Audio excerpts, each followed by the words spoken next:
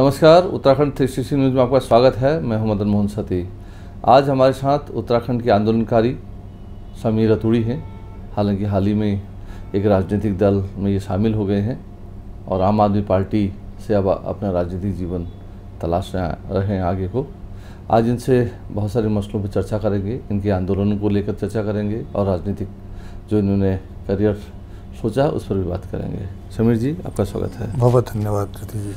समीर जी, आपकी पहचान एक आंदोलनकारी की है राज्य में, फिर चाहे वो हिमालय बचाओ आंदोलन हो, मलेठक आंदोलन हो, क्रेशर के खिलाफ आंदोलन हो या रेलवे की ज़मीन को लेकर आंदोलन हो, जहाँ भी आंदोलन होता है वहाँ आप नज़र आते हैं। और फिर ये राजनीतिक की तरफ जो आपने कदम बढ़ाया है, इससे क्या आपकी जो आंदोलनकारी की भूमिका है या फिर ये कहें कि जो आंदोलनों के प्रति आपका जो जन मूवमेंट आप करते थे, तो वो आगे बने रहेंगे या फिर जैसे राजनेताओं का करियर होता है वो उसी में व्यस्त हो जाते हैं? सती जी, आपका सवाल जो है बहुत महत्वपूर्ण भी है और मुझे लगता है कि ज़मीनी सवाल से जुड़ा हुआ भी है।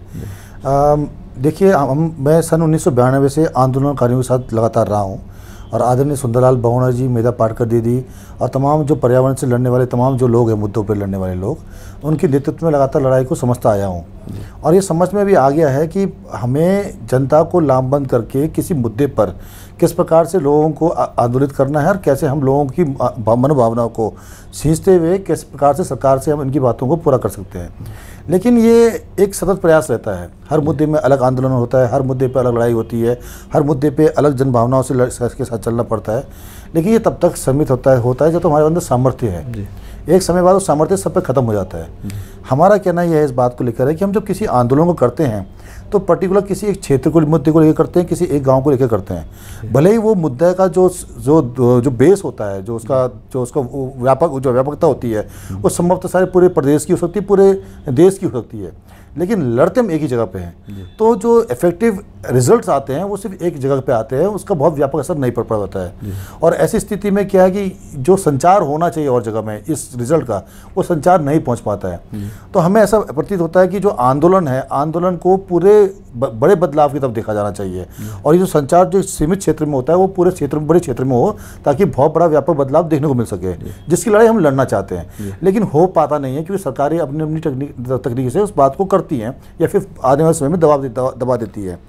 तो अब सवाल उठता है कि क्या आंदोलन, अब जैसे हमने पॉलिटिकल पार्टी में आने का निर्णय इसलिए लिया कि हमें लगा कि जो लड़ाई हम सड़कों में कर रहे हैं उसका फैसला आखिर लेता कौन है? उसका फैसला आखिर में कुर्सी में बैठने वाला अधिकारी या फिर मंत्रिमंडल में बैठे हुए मंत्री या विधायकगण लोग लेते हैं। यानी कार्यपालिका के साथ साथ जो राजपालिका है, जो राज करने वाले लोग हैं, वे लोग लेते हैं।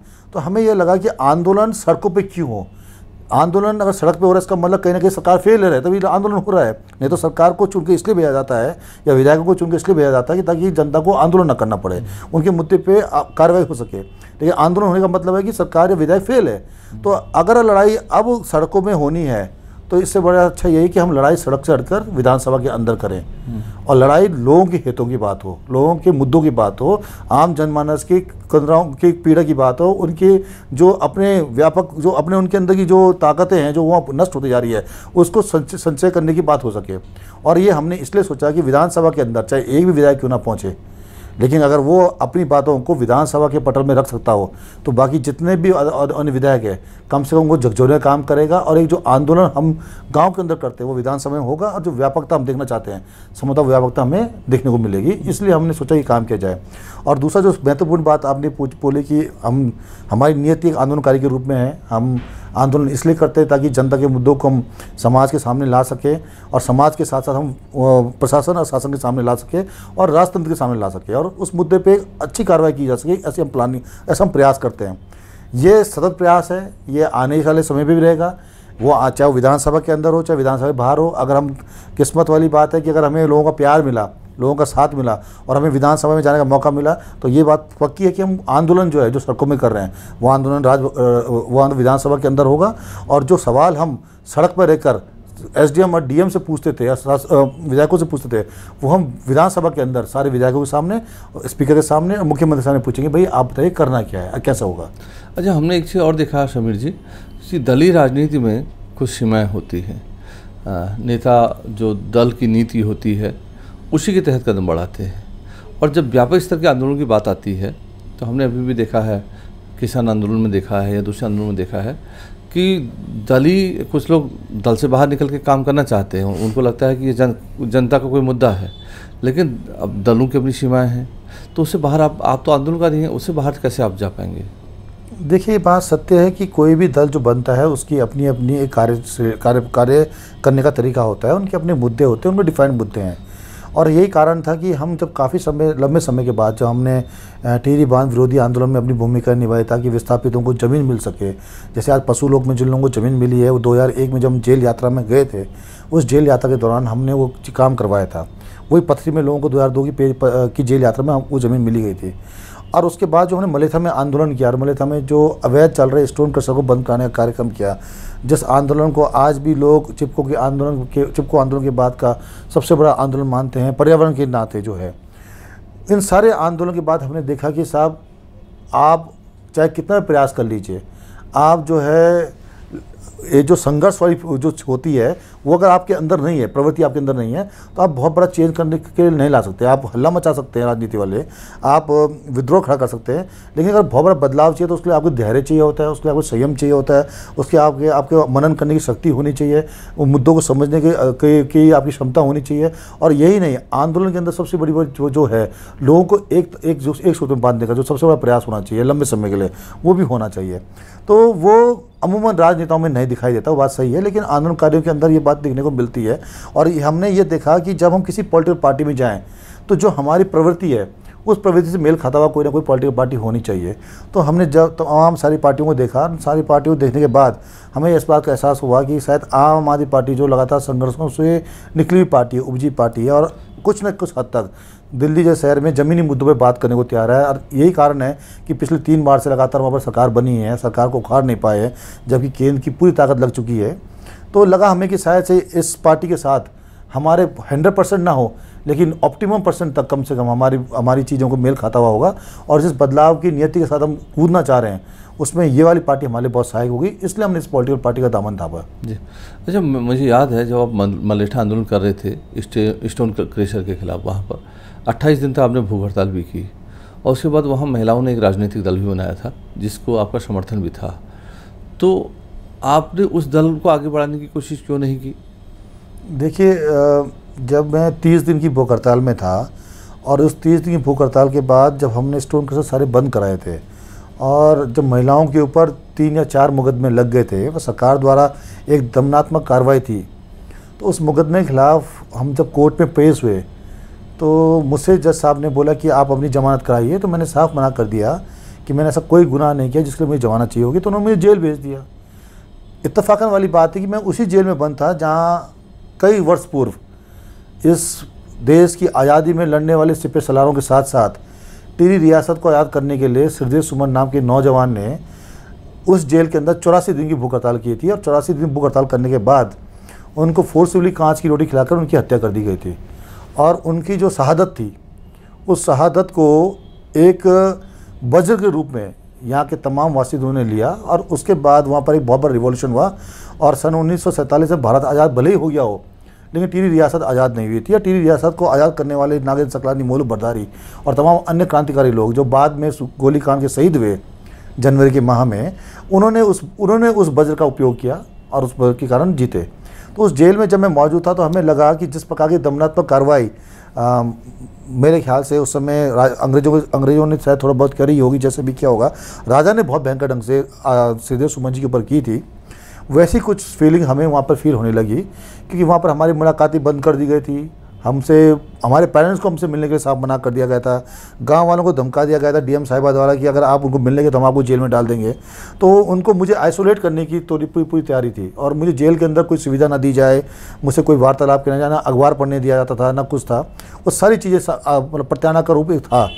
तो मेरे पास एक ही पुस्तक हुआ करती थी, श्रीदेव सुमन स्मृति ग्रंथ।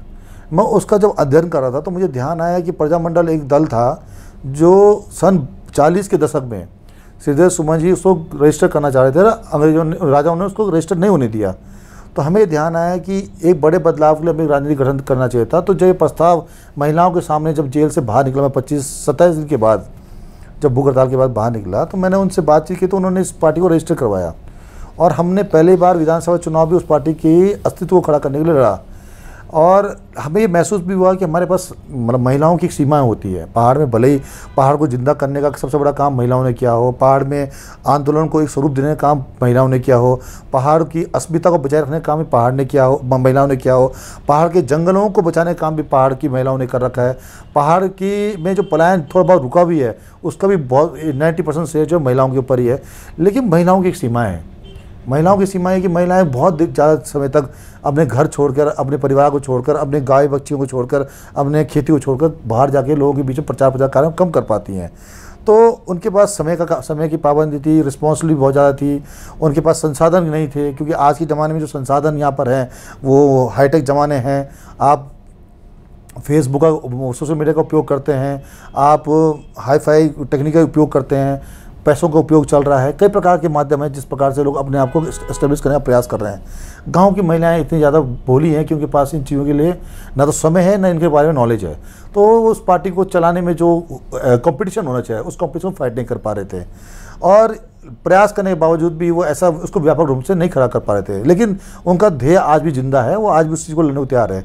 मुझे ऐसा लगा कि उस समय की अगर महिलाओं की अपनी सीमा है तो संभवतः मैं उनकी सीमाओं को नहीं तोड़ पाऊंगा। और मुझे लगा कि क्योंकि अभी महिलाओं के लिए काम करना बहुत जरूरी, पहाड़ के अंदर पहाड़ के नौजवानों के लिए काम करना बहुत जरूरी है। पहाड़ में नौजवानों का रोजगार का मुद्दा आज सबसे बड़ा मुद्दा है, शिक्षा स्वास्थ्य के अलावा। तो रोजगार के मुद्दे पर कैसे काम करें, कैसे पलायन रुकेगा, तो उसके लिए हमें कहीं ना कहीं पॉलिसी होल्डर में आना जरूरी है, या पॉलिसी मेकर को अफेक्ट करना जरूरी है। और वो तभी कर पाएंगे जब हमारे पास ताकत होगी, पावर होगी। तो हमने सोचा कि कहीं ना कहीं हमें एक रिजल्ट चाहिए। हमें पहाड़ के अंदर उत्तराखंड के पहाड़ों का विकास चाहिए, उत्तराखंड के अंदर नौजवानों को रोजगार दिलाना है, महिलाओं के अस्तित्व की रक्षा करना है, उनके रहन सहन को सुगम बनाना है। तो कहीं ना कहीं कोई भी पार्टी अगर ऐसी होती है जो इस काम करने को तैयार होती है, ऐसा करने को तैयार होती है, तो हमें ज़रूरी नहीं कि हम अपनी जिद करते रहे। हमने सोचा कि हम फ्लेक्सिबल हो गए, ऐसी पार्टी का दामन थापते हैं जहाँ पर हम लोग इसके लिए काम कर सकें। और ये आम आदमी पार्टी के पास थोड़ा बहुत संसाधन भी है जो कार्य कर रही है, उनके पास मैन पावर भी है, एक विज़न है, एक ट्रैक रिकॉर्ड है दिल्ली का जो है, और उनके पास ऐसे सोर्सेस भी हैं जहाँ पर आगे हम लोग काम कर सकते हैं। तो हमें लगा कि हमें प्रजामंडल से को छोड़कर आम आदमी पार्टी तरफ आए, ताकि हम जो बेस कंसेप्ट था प्रजामंडल का, उस बेस कंसेप्ट को हम पूरा कर सके आम आदमी पार्टी पार्टी में आकर। अच्छा, मैं 3-4 दिन पहले आपके क्षेत्र में था, श्रीनगर देवप्रयाग के क्षेत्र में, तो वहाँ पर कुछ लोगों ने कहा कि शबीर रतूड़ी एक दल में जाके सीमित हो गए हैं, जबकि उनके पास तो पूरा आधा राज्य था। मतलब चमोली, टिहरी, रुद्रप्रयाग सभी जिलों में उनकी एक पहचान थी, और आम आदमी पार्टी ने उनके साथ वो जस्टिस नहीं किया जो होना चाहिए था, क्योंकि वो उनको बड़ा पद दिया जाना चाहिए था। क्योंकि इतना बड़ा आंदोलनकारी सुंदरलाल बहुगुणा के बाद 2-3 नाम आते हैं, उनमें आपका नाम शामिल है। तो ऐसा महसूस आपको हुआ? नहीं, देखिए, मुझे ऐसा कोई महसूस नहीं होता है। संभवतः जनता को एक बहुत बड़ी उम्मीद होगी मुझसे, इसलिए उनको शायद कयास लगाया होगा, उनकी एक्सपेक्टेशन भी होगी। लेकिन मैं अपने आप को निमित्त मात्र मानता हूँ, क्योंकि मैं यही मानता हूँ कि मेरा अस्तित्व तब जिंदा है जब जनता मेरे साथ है। और जितने भी आंदोलन हमने किए आज तक, जिनमें से 5 आंदोलन हमने जो जीते हैं, वो 5 आंदोलन जीतने का सबसे बड़ा श्रेय इसी बात को है कि वहाँ की महिलाएं, वहाँ की जनता, वहाँ का जनमानस, उन्होंने निष्पक्ष भाव से, निस्वार्थ भाव से, अपने पूरी ताकत के साथ, अपने पूरे समय के साथ मेरा साथ दिया और मेरी लड़ाई को मजबूत किया, और हम उसको मुकाम तक पहुँचा पाए, इसलिए वो लोग मानते हैं। तो मैं जो हूँ, मैं अपने आप में समीर रतूड़ी नहीं हूँ। समीर रतूड़ी एक आवाम की आवाज़ है, और वो तभी एग्जिस्ट करती है जब आवाम खड़ा होता है। और मैं सिर्फ एक माध्यम हूँ कि उनकी आवाज़ को एक ऐसे प्लेटफॉर्म में पहुँचाने का काम करता हूँ जहाँ पर उनको सैद्धांतिक ढंग से, राजनीतिक ढंग से और लॉजिकल एस्पेक्ट से मैं उस बात को समाज शासन के सामने रखता हूँ, ताकि उनको न्याय मिल सके, उनकी बातों को पूर्णता हो सके। हाँ, ये बात ज़रूर है कि उनको ऐसा लगा होगा कि शायद पद ना मिला हो, लेकिन मैं आज भी इस बात को आश्वस्त करना चाहता हूँ कि ये मायने नहीं रखता कि राजनीतिक पार्टी मुझे पद देती नहीं देती है। मायने ये रखता है कि जिस ध्येय के साथ हमने आंदोलन की को परिभाषित किया है, क्या आज भी उस को परिभाषित करने में हम सक्षम है कि नहीं है, आज भी सामर्थ्य है कि नहीं है। और मैं आज भी ये बात खुले मन से बोलना चाहता हूँ कि मैं चाहे किसी पद में हूँ, चाहे पद में ना हूँ, लेकिन आम जनमानस की आवाज़ का एक स्रोत मैं बना हूँ और मैं उनको ये भी आश्वस्त करना चाहता हूँ कि कल के समय पे भी जहाँ भी जनमानस आंदोलन कर रहा होगा, जहाँ भी जनमानस अपने समाज के हितों के लिए, अपनी रक्षा करने के लिए लड़ाई लड़ रहा होगा, उनकी आवाज़ बनने का और उसके एक ब्रिज, शासन के बीच पे ब्रिज बनने का जो काम मैं पहले करता आया हूँ, लगातार करता रहूँगा, उसमें कोई कमी नहीं आएगी। अच्छा, हमने एक चीज़ देखा, जब आप मलेठा में आंदोलन कर रहे थे तो उस दौरान आपने अपनी ज़िंदगी को भी खतरे में डाल दिया था। 3-4 दिन तो आपने पानी भी नहीं पिया था।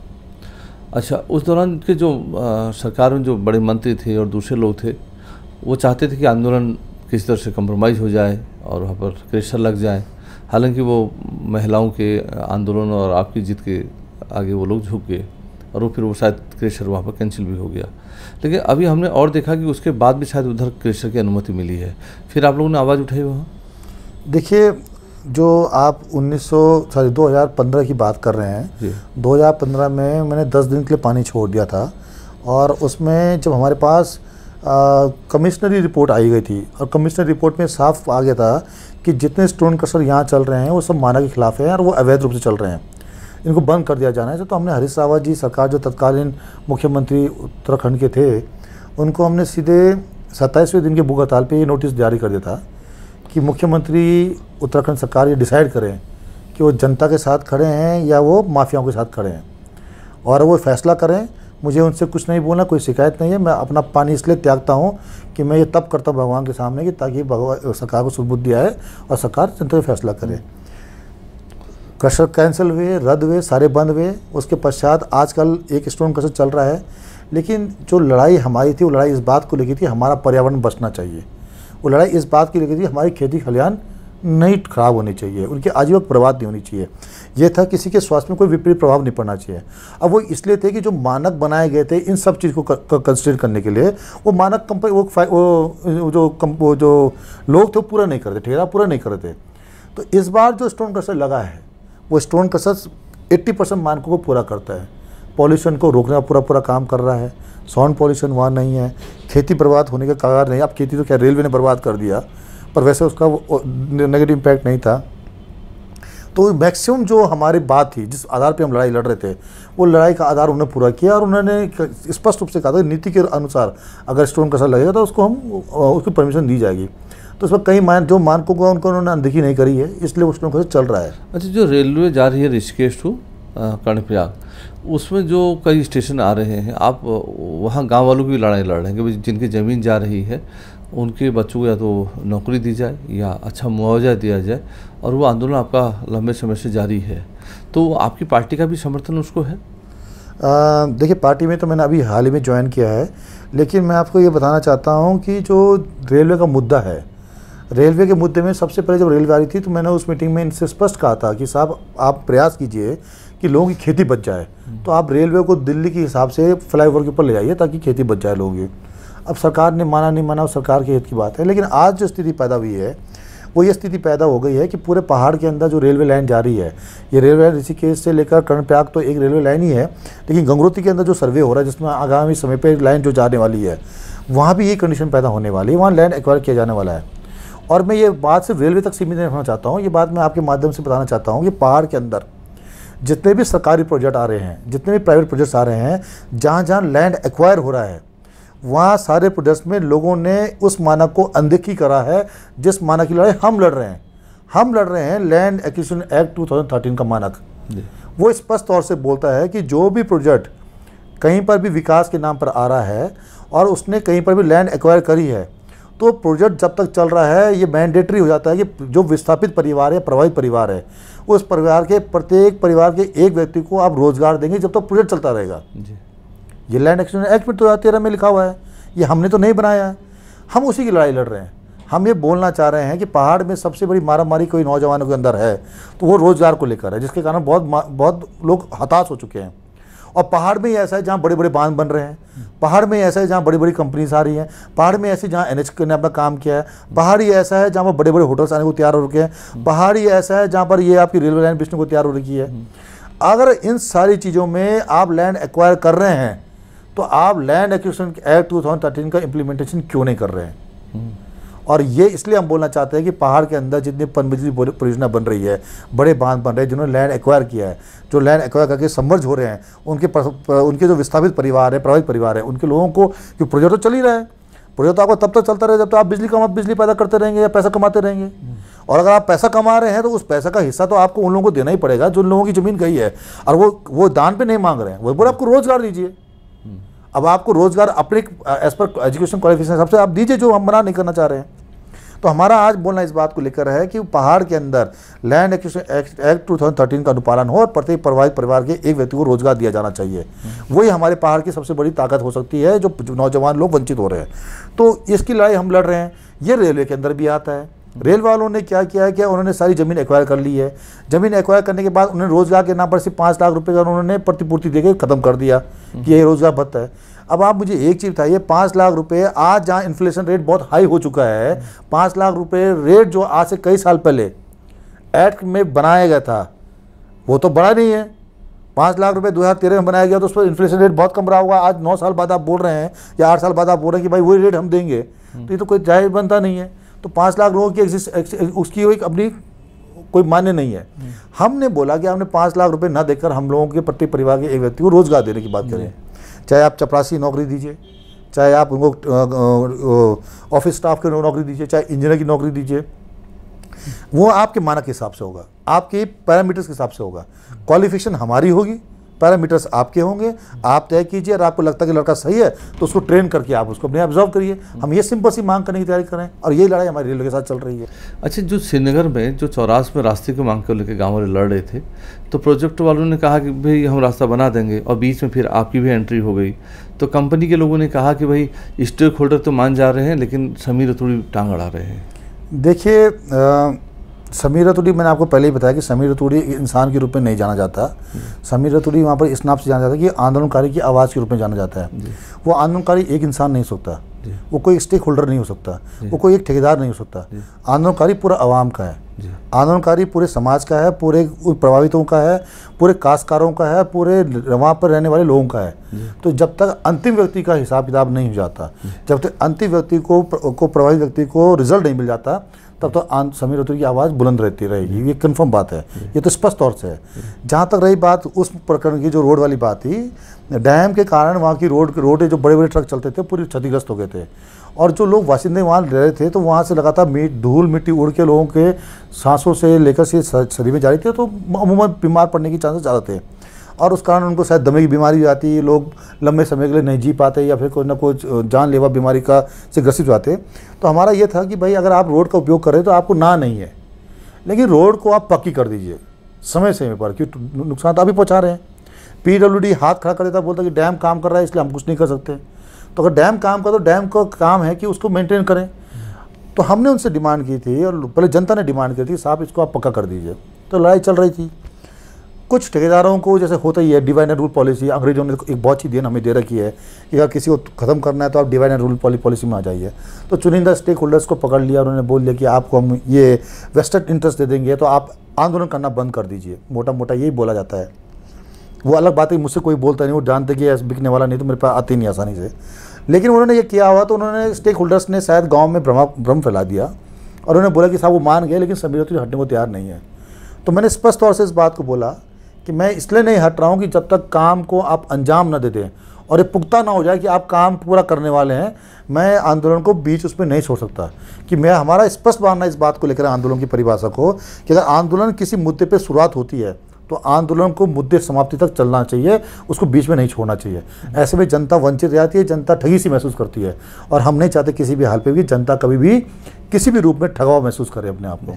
अच्छा, आपने एक पदयात्रा की थी, मुझे याद है 3-4 साल पहले, कर्णप्रयाग से देहरादून तक, और वो शायद पर्यावरण के मुद्दे पे भी थी और गैरसैंण के मुद्दे को लेकर भी थी। तो उसके बाद वो पदयात्रा आई और गई हो गई, तो ऐसा क्यों? अपनी पदयात्रा हमने 3-4 पदयात्राएं करी हैं। एक पदयात्रा हमने करी थी 2013 में, हमने करी थी शिवपुरी से लेकर मलिता तक की पदयात्रा, और उस पदयात्रा को हमने सड़कों से बहुत दूर जो गांव हैं उन गांवों में जाकर लोगों से वार्तालाप करके उनके साथ रहकर और उनकी चीज़ों को समझने का बहुत प्रयास किया। और उस आंदोलन, उस पदयात्रा का मायने यह था कि हम गाँव को समझ बना सकें, गाँव के प्रति अपनी समझ बना सकें। और हम स्टडी कर सकें कि गाँव को अगर जिंदा रखना है, गाँव जिंदा रहते हैं तो किस आधार पर रहते हैं। तो उसमें हमने बायलैटरल डायलॉग्स किए, जो हमने जनता से बातचीत की, जनता से इनपुट लिए।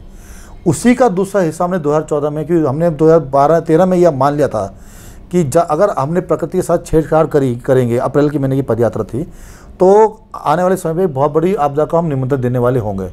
और वह भी यही 2013 के जून के महीने में बहुत बड़ी आपदा आई, जिसको हम केदारनाथ आपदा के नाम से जानते हैं। कई लोगों की जानें उसमें जा चुकी है, इसलिए ये जग जाहिर है। और ये बहुत क्लियरली कर बोला गया कि हमने प्राकृतिक संपदा के साथ छेड़छाड़ी करी है, जिसके कारण ये आपदा ने बड़ा स्वरूप लिया है। नहीं तो आपदा तो होती है, लेकिन बड़ा स्वरूप है, छोटा स्वरूप तो इसी कारण से होता है कि हम कैसे उसको हैम्पर कर रहे हैं या उसको तोड़फोड़ कर रहे हैं। 2014 में हमने दूसरी पदयात्रा निकाली, हमने मलेथा से गैरसैंण की पदयात्रा निकाली। और जब हमने मलेथा से गैरसैंण की पदयात्रा निकाली तो उसमें हम लोगों ने ये जानने की कोशिश करी कि आगे कौन कौन से ऐसे फैक्टर्स हैं, क्योंकि हमने ये जरूर सुना था अर्थ एवं संख्या की रिपोर्ट में कि पूरे पहाड़ के अंदर सबसे ज़्यादा रोड अगर कहीं हैं तो वो पौड़ी जिले के अंदर रोड है, लेकिन सबसे पिछड़ा जिला अगर कोई है तो पौड़ी जिला पिछड़ा हुआ है। और हम इस बात से बार बार कन्फ्यूज़ हो रहे थे कि आखिर अगर विकास का मानक रोड है तो सबसे विकसित जिला कोई होना चाहिए था, तो वो तो पौड़ी होना चाहिए था, कि सबसे ज़्यादा रोड तो पौड़ी के अंदर ही है, जंजाल पौड़ी में है। तो हम उसको समझने लिए पदयात्रा करने लगे और हमने लोगों से बातचीत करनी शुरू हुई। तो हमें इस बात का एहसास हुआ कि रोड जो है विकास का मानक नहीं, सिर्फ सुविधा का मानक है। और हमें ये समझ में आया कि सुविधा और विकास में अंतर है। विकास का मानक तब होता है जब वहाँ पर आदमी की पार्टिसिपेशन होती है, वहाँ के स्थानीय जनता की पार्टिसिपेशन स्थानीय संसाधन के हिसाब से स्थानीय जनता के लिए अगर होगी तो संभवतः विकास को परिभाषित कर पाएंगे। और हमने उस पदयात्रा में ये सारी चीज़ समझने के बाद कि क्या कैसे कैसे हो रहा है, क्या क्या नहीं हो रहा है। हमने 27 दिन की पदयात्रा करी, दूरस्थ गाँव में गए, इंटीरियर गांव में गए, हमने पहाड़ से लांग किया है। और अंत में हमने गैरसैंण में रिपोर्ट का आकलन किया कि पहाड़ में अगर आपको विकास चाहिए तो पहाड़ का विकास तभी हो सकता है जब हम लोग वहाँ के संसाधन के ऊपर काम करें, वहाँ के स्थानीय जनता के साथ काम करें, और इन संसाधन का जो रिजल्ट हो वहीं के लोगों के लिए हो, तो ही वहाँ का विकास हो सकता है, नहीं तो विकास नहीं हो सकता। और जो पदयात्रा फिर उसके बाद हमने करी, वो हमने भांग की खेती के खिलाफ पदयात्रा करी। हरीश रावत जी की सरकार ने पैसा कमाने के लिए या फिर माफियाओं को खुश करने के लिए या नए किस्म का उद्योग जहाँ से पार्टी के लिए पैसा आ सके के लिए भांग की खेती का लाइसेंस देने की बात करी। हम लगातार नशे के खिलाफ आंदोलन करते, शराब विरोधी के खिलाफ आंदोलन थे। हमारे पास 5-6 मुकदमे हमारे ऊपर शराब विरोधी आंदोलन के आज भी लगे हुए हैं। और हमने प्रयास ये किया कि पहाड़ में नशा को रोका जा सके। हरीश रावत जी की जब ये भांग की खेती का है तो हमें एहसास हुआ कि आज का जो नौजवान है वो नौजवान पहले ही शराब में डूब चुका है। लेकिन भांग तो ऐसी चीज़ थी जो आदमी को चेतना शून्य कर देता है, सोचने की क्षमता ही ख़त्म कर देता है, तो वो अपना भविष्य ख़त्म कर देगा। तो ऐसे में कैसे भांग की खेती को परमिशन दी जा रही है। तो हमने गोपेश्वर से लेकर और देहरादून की पदयात्रा करी, और उस पदयात्रा के दौरान हमने सारे लोगों से सचेत किया कि पहाड़ के अंदर किसी भी रूप में नौजवानों को बचाने के लिए, नौजवानों के भविष्य को सुरक्षित करने के लिए, इनके आने वाले समय को संयोजने के लिए ज़रूरी कि हम भांग को रोक दें, भांग की खेती का कार्य रोक दें। और हमने सरकार का विरोध किया। सरकार ने हमारी बात को सुना और सरकार ने उस समय 2016 में विड्रॉ कर दिया कि हम भांग की खेती का लाइसेंस विड्रॉ करते, जो आदेश था विड्रॉ किया। लेकिन उसके बाद जैसे चुनाव आने वाले थे, चुनाव से जस्ट 2 दिन पहले आचार संहिता शुरू होने से पहले हरीश रावत जी ने फिर लागू कर दिया। अब आचार संहिता जब लागू हो गई तो उसमें कुछ कार्य हो नहीं पाया। उसके बाद जो हमने हमने एक रैली यात्रा निकाली, वो यात्रा ये थी कि green railway station, green railway line. हमें ये ध्यान आया कि जो रेलवे लाइन आने वाली है, जो 125 किलोमीटर की रेलवे लाइन है ऋषिकेश से कर्णप्रयाग की, उसमें से 107 किलोमीटर तो आपकी गुफा के अंदर है। लेकिन जो 18 किलोमीटर की रेलवे लाइन है वो ऐसी जगह से जा रही है जहाँ खेत ही खेत है, जहाँ खलियान ही खलियान है। और वो खेत हमारी ऐसे चुनिंदा खेतों में से हैं जिसकी अपनी एक बहुत बड़ी पहचान पूरे पहाड़ के अंदर है, जहाँ एक चंक जो है पूरा हरियाली से भरा हुआ है। और इन रेलवे स्टेशन बनने के कारण ये सब खत्म होने के कगार पे है। तो उसके लिए हम लोग लड़ाई लड़ रहे थे कि साहब इसको बचाया कैसे जा सकता है। तो हमने उनसे निवेदन किया, हमने कहा कि साहब आप ग्रीन रेलवे स्टेशन कैसा बनाना चाहते हैं। हम ये बोलना चाहते थे कि ग्रीन रेलवे स्टेशन में हमें बहुत बड़ी इंफ्रास्ट्रक्चर की ज़रूरत नहीं है। हमें स्टेशन ऐसा चाहिए जहाँ पर आप सिर्फ रेलवे लाइन बिछा दें और एक छोटा प्लेटफॉर्म दे दें जहाँ पर लोग उतर के चढ़ सकें, बाकी पूरी बेल्ट आप ग्रीन से भर लीजिए। हमने कहा कि रेलवे पटरी के दोनों तरफ आप लंबे लंबे वृक्ष लगा दीजिए, फलदार वृक्ष लगा दीजिए, ताकि वो जो पॉल्यूशन होगा भी वो पॉल्यूशन खेतों में ना जा सके, ताकि खेत बच जाए जो और खेत बचे हुए हैं। तो ग्रीन रेलवे लाइन है, ग्रीन रेलवे स्टेशन की मांग को लेकर हमने एक यात्रा निकाली। और जो पिछले साल की लॉकडाउन से 1 साल पहले की बात है, नहीं लॉकडाउन से जस्ट पहले की बात है, हमने यात्रा निकाली। हमने करण प्रयाग से देहरादून की यात्रा निकाली और हमने आदरणीय पीयूष गोयल जी से निवेदन किया कि आप इसमें वो करें, इसका ज़रा संज्ञान लें। और हमने चीफ सेक्रेटरी से भी बोला कि इस पर बातचीत की जानी चाहिए। तो उसमें अभी तक तो कुछ नहीं, क्योंकि रेलवे प्रोजेक्ट चल ही रहा है, उसमें क्या होना है कैसे होना है अभी जानकारी नहीं है। लेकिन पर्यावरण के संरक्षण को लेकर, पर्यावरण के अस्तित्व की रक्षा को लेकर हम आज भी प्रयासरत हैं। आज भी हमारी मांगे उसी बात को लेकर है। और जहाँ तक रही इस पार्टी का सवाल है, मुझे लगता है क्योंकि पार्टी सिर्फ दिल्ली शहर की नहीं रह गई है। दिल्ली शहर में हो सकता है कि पर्यावरण के संरक्षण का कुछ सीमित माध्यम हो, लेकिन पार्टी अब उत्तराखंड में भी आ चुकी है, संभवतः और प्रदेश में भी आएगी। हर प्रदेश का अपना अपना भौगोलिक परिदृश्य होता है, उसका हर एक पर्यावरण परिकल्पना एक अलग अलग होती है। ऐसी स्थिति में वहाँ के हिसाब से बात करना बहुत ज़रूरी है जहाँ पर आप लोग काम कर रहे हैं। तो मुझे लगता है कि पहाड़ के अंदर जिस प्रकार के पर्यावरण संरक्षण की बात हम लोग कर रहे हैं, उसको पार्टी को समझना होगा, शायद समझ भी रही होगी और शायद से उसी हिसाब से वो हम लोग को भी आदेश करेगी, जैसा हम काम कर रहे हैं उसको प्रोत्साहित करेगी और शायद उस पर आगे अमली जामा पहनाया जा सकता है। अच्छा, एक सवाल में थोड़ा रिपीट कर लेता हूँ, पहले भी पूछा फिर वो बात आपने अपने तरीके से पेश की। जब पहाड़ के लोग, यानी कि आपके क्षेत्र के लोग, जिसमें चमोली, टिहरी और रुद्रप्रयाग का बेल्ट आता है, जहाँ बड़े आंदोलनकारी हैं और देश में भी पहचान है, देश का विदेशों से भी जो पहाड़ के रहने वाले लोग हैं उनसे भी आपका संपर्क है, बड़ा समर्थन है आपके साथ। तो जब आपने एक राजनीतिक दल चुना तो उस वक्त कई लोगों के सुझाव भी आपके पास आए होंगे कि भाई आप तो अपने आप में एक बड़ा फिगर हैं, और आम आदमी पार्टी, जैसा मैं जब श्रीनगर में और देवप्रयाग में लोग मिले तो कहते थे कि उससे उनका कद बहुत ज़्यादा बेहतर हुआ नहीं, या फिर आम आदमी पार्टी के जो लोग थे जिनके जरिए वो शामिल हुए वो शायद उन्हें पहचानते ही नहीं हैं कि वो क्या कद रखते हैं। तो क्या आपने पार्टी मंच पर कभी ये बात कही कि भाई देखिए मैं खुद में एक बड़ा चेहरा हूँ, आप जब तक मुझे आगे नहीं करोगे तो आपको जो अगल बगल की सीटें हैं उसका समर्थन कैसे मिलेगा? क्योंकि आप दलगत राजनीति कर रहे हैं, दल की नीति के मुताबिक सीमित हो जाएंगे, जबकि आपका तो दायरा बड़ा है। जब आप अगर आप दल के हिसाब से जैसा कि हम सुन रहे हैं कि आप देवप्रयाग पर फोकस कर रहे हैं और वहाँ से चुनाव भी लड़ना चाहते हैं, तो जो आपका बड़ा फिगर है तो वो तो सीमित हो जाएगा। नहीं, आपकी बात सत्य है। ये ऐसा उम्मीद की जा सकती है कि लोगों की परिकल्पना बहुत ज़्यादा, एक्सपेक्टेशन बहुत ज़्यादा रही हो। ये तो पार्टी को डिसाइड करना पड़ेगा। देखिए लोगों की इसमें एक्सपेक्टेशन क्या है, मैं खुद पत्रकार के रूप में जानता हूँ आपको। टिहरी, रुद्रप्रयाग, कर्णप्रयाग, ये जो पूरा श्रीनगर, ये पूरा जो बेल्ट है, आंदोलनकारी की दूसरी पहचान ही नहीं है। सुंदरलाल भगवान इतने बड़े आंदोलन क्या करते थे, या फिर कुछ दूसरे लोगों ने किए, लेकिन जो ज़मीनी आंदोलन है पिछले 1 दशक में हमें तो एक ही चेहरा दिखाई दिया बार बार, और वो आपका चेहरा था। नहीं, बहुत बहुत धन्यवाद वो बात के लिए। लेकिन मैं ये बोलना चाहता हूँ कि ये तो पार्टी को डिसाइड करना होगा, जो पार्टी रन करी। देखिए मैं एक बात, पार्टी तो तब डिसाइड करी जब उसे पता चलेगा। हाँ, मैंने तो नहीं बोला है उनको किसी भी बात को, अपने मुँह से मैंने कुछ नहीं बोला है। लेकिन मुझे एक बात बहुत पहले आदरणीय श्री विद्यासागर नौटियाल जी, तो एक बहुत बड़े साहित्यकार थे और एक लेखक तो थे ही, एक आंदोलनकारी भी थे और मेरे ख्याल से वो राजनीति में भी थे, पूर्व विधायक भी रह चुके थे। उन्होंने मुझे एक बात बोली थी। वो अपने 70 साल की उम्र में हिमाचल यूनिवर्सिटी के लिए एक फॉर्म भर रहे थे, सिमला यूनिवर्सिटी मिले। तो मैंने पूछा कि आप इतने बुजुर्ग हो गए, आप क्यों फॉर्म भर रहे हैं, आप तो नॉलेजेबल इंसान है, आपकी कहानी छपती है। तो उन्होंने बोला कि मुझे मामू बोलते थे, मामू ऐसा है कि इंसान कभी परिपक्व नहीं होता, इंसान को हर स्टेज में कुछ ना कुछ सीखने को मिल रहा होता है, वो विद्यार्थी रहता है।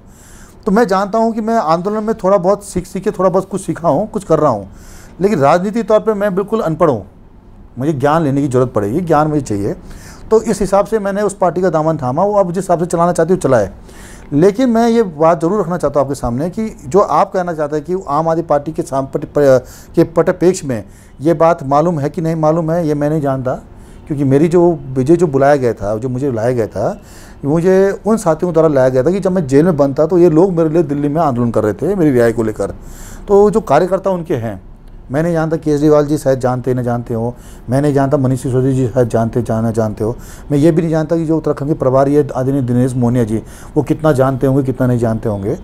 लेकिन मैं इतना ज़रूर जानता हूँ कि जो लोग मेरे से संपर्क में आए थे, ये वो लोग थे, जो लोग आम आदमी पार्टी के वो लोग हैं जो लोग दिल्ली में उस समय जंतर मंतर पे धरने में बैठे थे और वो ये चाह रहे थे कि मुझे जेल से बाहर निकाला जाए, समीर रत्तू को तुरंत जेल से रिहा किया जाए, और हरीश रावत सरकार के खिलाफ नारेबाजी कर रहे थे। तो उनके कार्यकर्ताओं को तो ये बात जानकारी है कि साहब मैं किस परिप्रेक्ष्य से काम करता हूँ, क्या नहीं करता हूँ। और संभव अच्छा, एक बात और, पिछले दिनों जब मैं अपने कैमरामैन जीवन के साथ आपके क्षेत्र में था, तो कई लोगों ने कहा कि समीर रतूड़ी को राजनीति में जाना ही चाहते थे, तो उनके लिए तो और भी प्लेटफॉर्म थे। देखिए, मैं अपने सुख और सुविधाओं और अपने नाम के लिए कोई काम नहीं करना चाहता जी। और यही कारण था कि मैंने 2015 में अपनी जान की परवाह किए बगैर गांव के हितों के लिए अपने आर पार की लड़ाई को अंजाम देने का प्रयास किया। मेरी माँ एक सरकारी कर्मचारी थी उस समय पे, और मैं अपनी माँ को बोल देता, माँ यहाँ मत आओ नहीं तो आपकी नौकरी चली जाएगी, क्योंकि यहाँ पर स्थिति मेरे खिलाफ बहुत है। तो मेरी माँ ने, जब मैं 27वीं की बोल रहा था, तो मेरी माँ ने अपनी छुट्टी का अप्लाई करी और मेरे कमरे में आके बैठ गई। और जब गांव वालों ने रिक्वेस्ट करी मेरी माँ को कि आप समझाओ इसको, बोलो भूख हड़ताल तोड़ दे, तो मेरी माँ ने उसे अपने बुरे दिल से बोला कि मैं अब समीर को जानती हूँ, वो नहीं हटेगा पीछे, तो इसको लड़ने दो, अब इसकी मौत ही होगी, हम भी जानते हैं, तो इसको आर पार की लड़ाई लड़ने दो, हम भी बोल रहे कि कर लेगा जो करना है, क्योंकि अब पीछे नहीं हटने वाला और इसको पीछे हटना भी नहीं चाहिए। तो मुझे उस समय भी एहसास नहीं हुआ कि मैं क्या कर रहा हूँ, कि मुझे लगा कि जनता के हितों के लिए लड़ना मेरा सर्वोपरि काम है और इनको मायूस नहीं होने देना चाहिए किसी भी ना हो। तो हमने वो लड़ाई लड़ी और हमने उस समय पूरा उसको अंजाम तक पहुँचाने का काम किया। और आप भी इस बात के साक्षी हैं, आप भी उस वक्त पत्रकारिता में थे, आपने पत्रकारी में हैं भी अभी, आपने उसको पूरा कवरेज भी किया, आपने देखा कि हमने पढ़ा भी उस आंदोलन को ढंग से, तो हमने उसको बिल्कुल आर पार की लड़ाई लड़ी, उसमें ऐसा सब कुछ किया। तो वो जो हमने उस समय जो स्टेज थी हमारी, वो स्टेज इस प्रकार से थी कि हमने ये कभी नहीं सोचा क्या है क्या नहीं है। तो आज जो आप मुझसे सवाल ये करना चाह रहे हैं कि साहब अब आगे कैसे, किस प्रकार से हम इस चीज़ को मॉड्यूल करेंगे या कैसे करेंगे, आम आदमी पार्टी इसको किस प्रकार से लेती है मुझे भी नहीं मालूम कैसे लेती है, लेकिन मैं इतना ज़रूर जानता हूँ कि मैंने अपने व्यक्तिगत हितों के लिए लड़ाई नहीं लड़ी थी, मैंने लड़ाई सामाजिक हितों के लिए लड़ी थी। और मुझे पता था इस बात को लेकर कि मैं समाज के जिस मुकाम तक आप लोगों की कृपा से, जनता की कृपा में पहुँच चुका हूँ, अगर राजनीतिक प्लेटफॉर्म में जाऊँगा तो शायद मेरा ग्राफ तुरंत गिर जाएगा। मुझे वो भी कबूल था कि मुझे मालूम था कि मुझे अगर जनता के लिए लंबे समय के लिए काम करना है तो मुझे पावर के पास जाना होगा। अब पावर कहाँ है? पावर तभी है जब मैं विधानसभा के अंदर लड़ाई लड़ सकूँ, उनकी लड़ाई लड़ सकूँ। फिर दोबारा मुझे उन गांव वालों के लिए, तमाम पहाड़ के वासिंदों के हितों की रक्षा करने के लिए आंदोलन लड़ना है, और आंदोलन मुझे विधानसभा के अंदर लड़ना है। इसलिए मैंने डिसाइड किया कि मैं, भले मुझे लोग तिरस्कार कर दे इस बात को लेकर कि ये शायद वापस राजनीति में चला गया हो, मैंने राजनीति का दामन थामा और ये सोच के आया हूँ कि दोबारा मैं इस लड़ाई को लड़ूंगा, दोबारा मैं आंदोलन करूंगा। लेकिन आंदोलन की पृष्ठभूमि अब जमीन सड़क नहीं होगी, आंदोलन की पृष्ठभूमि जो होगी वो विधानसभा के अंदर होगी, और जनता की आवाज़ को वहाँ पर खड़ा करने के काम के लिए मैं अब राजनीति के अंदर आया हूँ। तो ये सोच के है, तो इसलिए मेरा साफ कहना इस बात को लेकर है कि लोग चाहे कुछ भी बोले, हो सकता है लोगों का प्यार हो, लोग नहीं चाहते कि मुझे कभी मुझे नाम नीचे हो कैसे हो, लेकिन मैं उनको आश्वस्त करना चाहता हूँ, आपके माध्यम से मैं उनको बोलना भी चाहता हूँ कि राजनीति में आने का कारण सिर्फ यही है कि मैं उनकी लड़ाई को जमीन में लड़कर विधानसभा के अंदर लड़ना चाहता हूँ। शायद मुझे ऐसा भी लगता है समीर जी, जब आपके क्षेत्र में हम जाते हैं उस पूरी बेल्ट में, उसके अलावा भी बहुत सारे, आप तो खैर पूरे उत्तराखंड में आंदोलनकारी हैं बड़े, खासकर आपके क्षेत्र में हमने देखा है लोगों का वो लगाव जो आज नई पीढ़ी के राजनीति में जो लोग आ रहे हैं वो कम दिखता है, और आंदोलनकारी के तौर पर ही सही, लेकिन आपके साथ दिखता तो है, लोग जुड़ते तो हैं और आपके नाम पे इकट्ठा भी हो जाते हैं और विश्वास भी करते हैं। और मलेठा को तो मैंने देखा है नज़दीक से, वो तो आपके आंदोलन के बाद अचानक चर्चा में आया। हालांकि स्थानीय लोग जानते थे कि ये वीर माधव सिंह भंडारी की ज़मीन है और नतिया खशिया यहाँ से महान योद्धा हुए, लेकिन वो लैंड पर अचानक चर्चा उसी आंदोलन की बात हुई। हाँ, बिल्कुल सत्य बात है, मैं भी मानता हूँ इस बात को लेकर, और इसका श्रेय वहाँ की महिलाओं को जाता है। वहाँ की महिलाओं को इसलिए कि जिस कुव्वत के साथ, जिस शिद्दत के साथ और जिस धैर्य के साथ उन्होंने 1.5 साल तक आंदोलन किया, और जिस उसको एकाग्रता के साथ उन्होंने आंदोलन लड़ा है। मैं आज भी जानता हूँ कि अगर महिलाओं को बोल दिया जाए कि आज गिरफ्तारी देनी है तो 350-400 महिलाएं से थाने पहुँच के गिरफ्तारी देने पहुँच जाती थी। अगर महिलाओं को ये बोल दिया जाए कि आज काम रोकना है तो सारी महिलाएं अपना चूल्हा चाला छोड़ कर अपनी खेती बचाने के लिए काम कर देती थी। तो जो शिद्दत, जो तत्परता उनकी दिखी, उसने उस मलेथा का नाम बहुत ऊपर किया। और माधव सिंह भंडारी जी के बाद अगर आज मलेथा जाना जाता है तो उसी आंदोलन के नाम से जाना जाता है जो उन्होंने अपनी खेती बचाने के लिए किया है। इसमें कोई दुराई नहीं है। और ये बात भी सत्य है कि मुझे भी खुशी होती है कि अगर आज वो चर्चा का विषय है तो उसका कहीं ना कहीं हिस्सा मैं भी रहा हूँ, तो मुझे उसका बड़ी खुशी होती है कि चलो कहीं ना कहीं मेरा योगदान तो रहा है। चलिए, थैंक यू समीर जी, आपसे बात हुई, अच्छा लगा हमें। बहुत बहुत धन्यवाद।